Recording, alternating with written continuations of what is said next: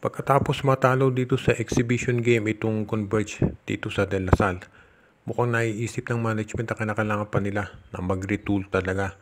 Kahit na sabing exhibition game pa lang yan, hindi talaga maganda ang naging impresyon mula dito sa management. Kaya tignan natin kung sino yung makukunin nilang players. Sa ngayon mukhang gusto na itong Converge na pumasok sa isang transaction kasama itong Magnolia Chicken Templado sa TNT Tropang Giga.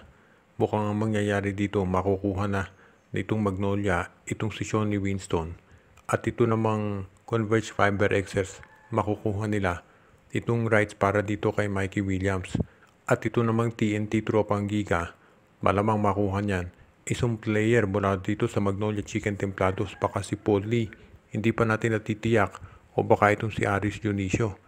Hindi pa natin sigurado kung paano magiging palitan dito dahil syempre merong risk dito sa Converge sa pagkuha dito kay Mikey Williams dahil baka hindi maglaro. Dito naman si Shawnee Winston, malaki yung ibibigay ng Converge. So kinakailangan siguro baka dagdagan pa yan ng Magnolia para malaki rin yung maibigay nila. Dahil syempre mga independent teams ito at hindi papalugi yan. Kung makuha ng Magnolia si Shawnee Winston, parang naka-jackpot sila dahil magkakaroon sila ngayon ng isa pang player dito sa kanilang front court.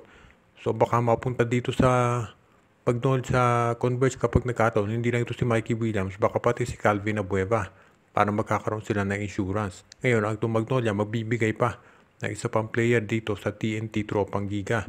Dahil syempre, malaki-laki makukuha nila itong si Shawnee Winston, so kinakailangan magbigay din ng Magnolia. So ito ang aabangan natin ngayon.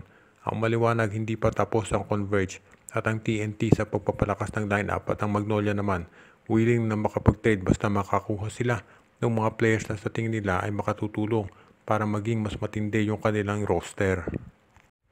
Ito namang balita natin ngayon ay tungkol dito sa Phoenix Fuel Masters dahil pinag-iinteresan pa rin ng maraming teams itong si Jason Perkins kabilang na itong NLEX Road Warriors. Itong si Jason Perkins matagal, sobrang tagal ang napapabalita na matitrade. Pero itong Phoenix ay talagang ayaw siyang bitawan at naiintindihan naman natin kung bakit.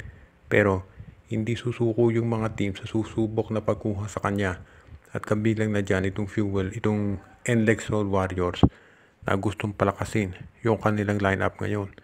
Itong titignan natin kung matutuloy dito dahil mukhang itong Phoenix Fuel Masters ay sa ngayon alam nila na eventually magre-request ng trade itong si Jason Perkins dahil gusto makapaglaro niya syempre doon sa isang team na mas nakapagko-compete sa playoffs.